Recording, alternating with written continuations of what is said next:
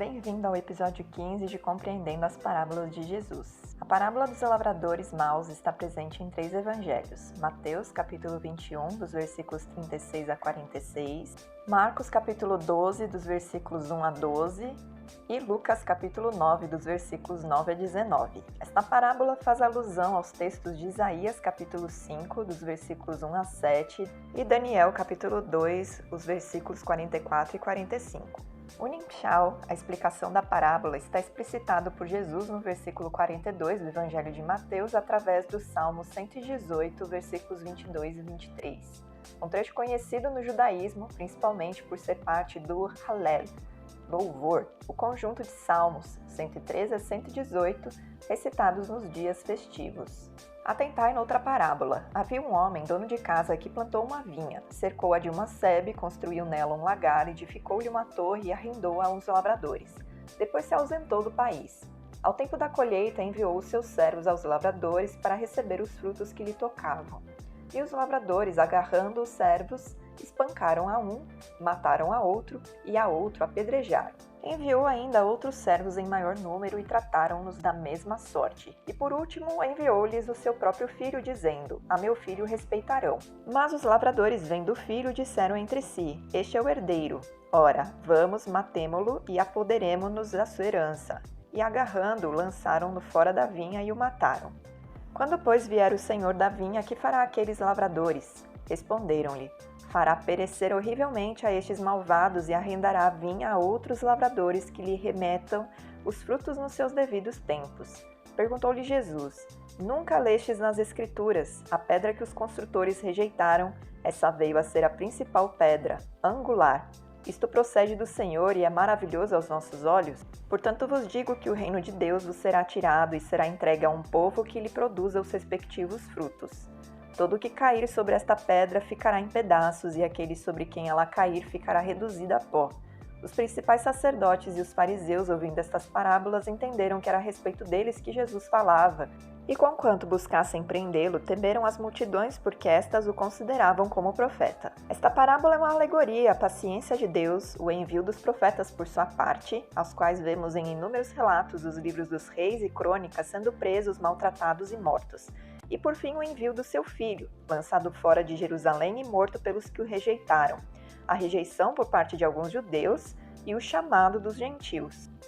É preciso conhecer as profecias de Isaías para entender a associação da vinha a Israel e da torre a Jerusalém. Agora cantarei ao meu amado o cântico do meu amado a respeito da sua vinha. O meu amado teve uma vinha num outeiro fertilíssimo. Sachou-a, limpou-a das pedras e a plantou de vides escolhidas. Edificou no meio dela uma torre e também abriu um lagar. Ele esperava que desse uvas boas, mas deu uvas bravas. Agora, pois, ó moradores de Jerusalém e homens de Judá, julgai-vos, peço, entre mim e a minha vinha. Que mais se podia fazer ainda a minha vinha que eu lhe não tenha feito? E como, esperando eu que desse uvas boas, veio a produzir uvas bravas? Agora, pois, vos falei saber o que pretendo fazer à minha vinha. Tirarei a sua sebe, para que a vinha sirva de pasto, derribarei o seu muro para que seja pisada. Torná-la-ei em deserto, não será podada nem sachada, mas crescerão nela espinheiros e abrolhos. As nuvens darei ordem que não derramem chuva sobre ela, porque a vinha do Senhor dos Exércitos é a casa de Israel, e os homens de Judá são a planta dileta do Senhor.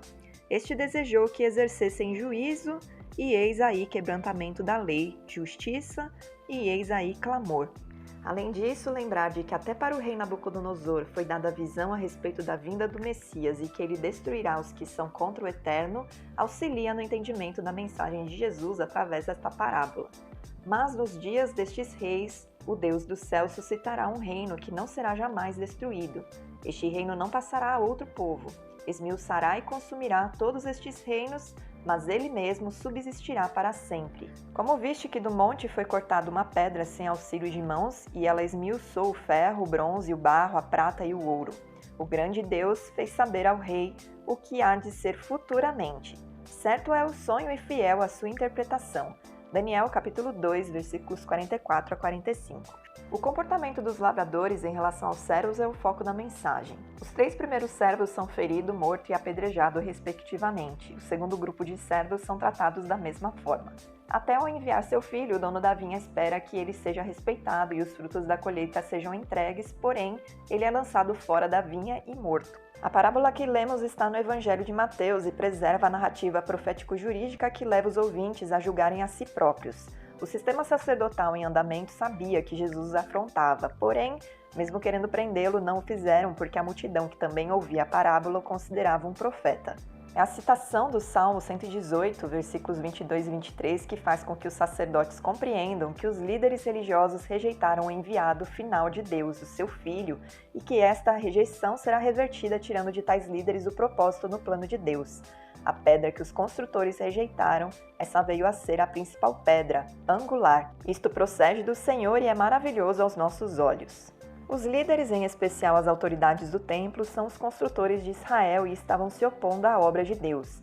A parábola não se refere a uma rejeição total dos judeus, e sim àqueles que se opuseram à obra do Senhor, rejeitando Jesus, o ungido, seu Filho. Deus cumprirá seu propósito e julgará o mundo, e todos prestarão contas diante dele. Compartilhe esse ensino e até o próximo episódio.